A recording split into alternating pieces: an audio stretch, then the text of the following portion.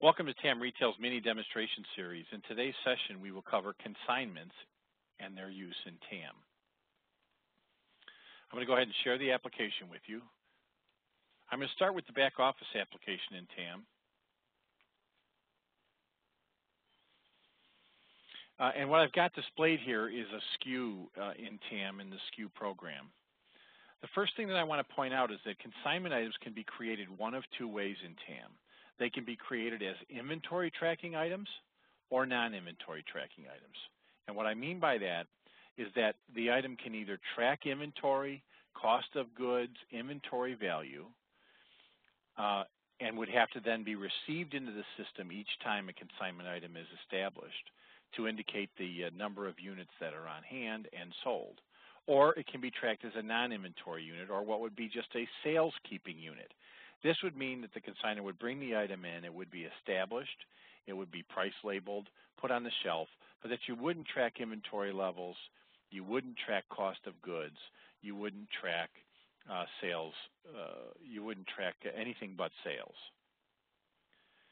Now, regardless of the way that you establish the SKU, when setting it up, you'll indicate the consignor by simply creating a vendor for that consignor and then selecting that when establishing the SKU. And it's very easy to create and receive these SKUs using the direct receiving program if you are tracking inventory, or very easy just to create them using the SKU program if you choose not to track inventory. Now, again, you still get to departmental and categorize the item, and you can do advanced things beyond this if there's multiple levels of consignment percentages and things like that within a particular vendor or consignor. Okay, once the SKUs are established, I'm going to switch over to the point of sale application and share that. You simply sell those items normally.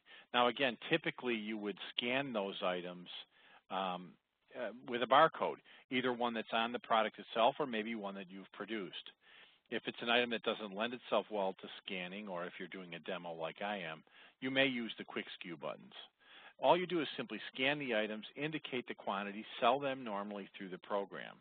Once these items are sold, the sales are recorded against that consignor at the proper date and time. I'm just going to go ahead and tender MasterCard here.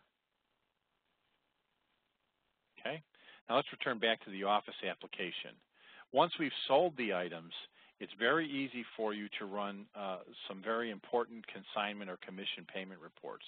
Let's say that we pay our consignors on whatever frequency you want. You can pay them once a month, you could pay them every week, you could pay them twice a week. It doesn't make any difference. The items that have been sold are recorded in TAM, and you'll use two programs to report on this information.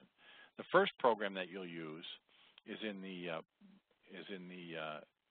sales management area, and you will use the commission sales analysis report. Now, the commission sales analysis report can be filtered to print sales of only consignment vendors, and it doesn't matter if you have one or many, it makes no difference. I've got a filter out there called consignment, and I've indicated in that filter the vendors that are my consignment vendors, and I have two, Ty and Acme Home Accessories. I'm going to go ahead, and again, you can change this at any time, and you could add additional ones, whatever.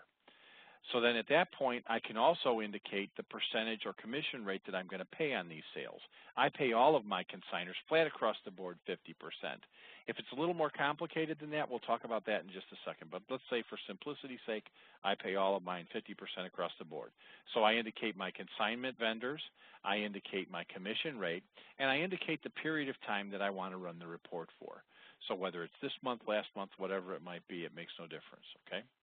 I can also select from the calendar and do it for a 3-day period or a week period. It doesn't make any difference whatsoever. I'm going to go ahead and click preview so we can preview that report now. And you'll see that the commission sales analysis is going to break out for each vendor then that I have, Ty, all of the items that were sold, the dates they were sold on, the units that were sold, the net price, and the extension. As I move through the report, you'll see it will total that report for total sales and then show the 50% commission that is due to them. This report then will break to a new page each time there's another vendor, okay?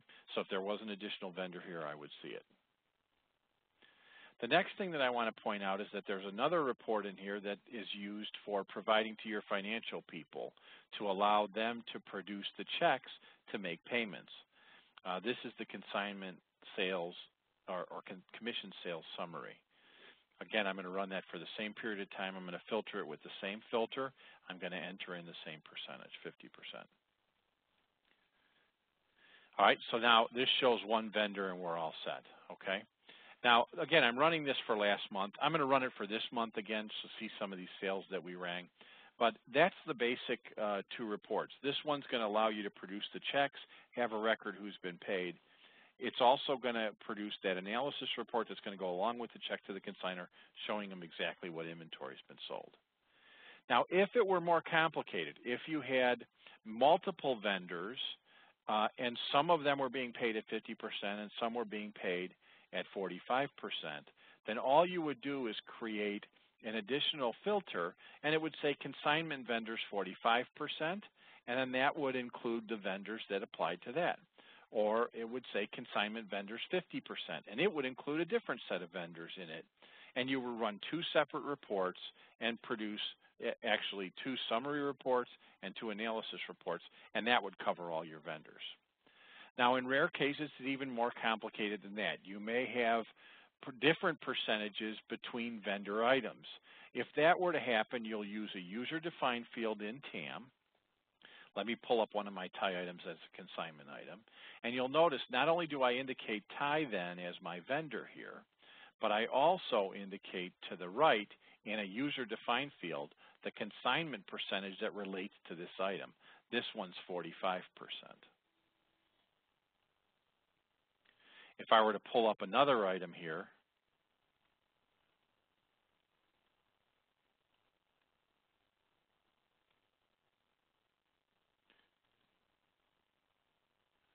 you know, that one might be a 50% item, and I could type that in the consignment percentage as well.